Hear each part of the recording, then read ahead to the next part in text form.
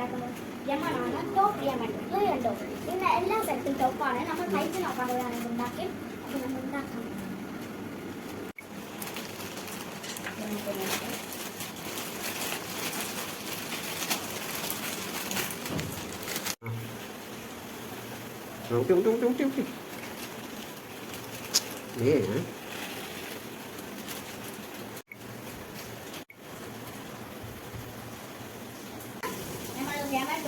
അതിന് ഒരു കാണിക്കാം. നമ്മൾ രണ്ടെണ്ണം ഉണ്ടാക്കും. അതുകൊണ്ട് രണ്ടാണ് ഏതാ.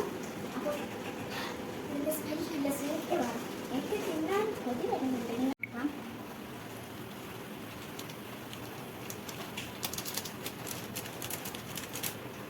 ഇത് നല്ല പോലെ റെഡി ആയിട്ടുണ്ട്. നമുക്ക് തിന്ന് നോക്കാം.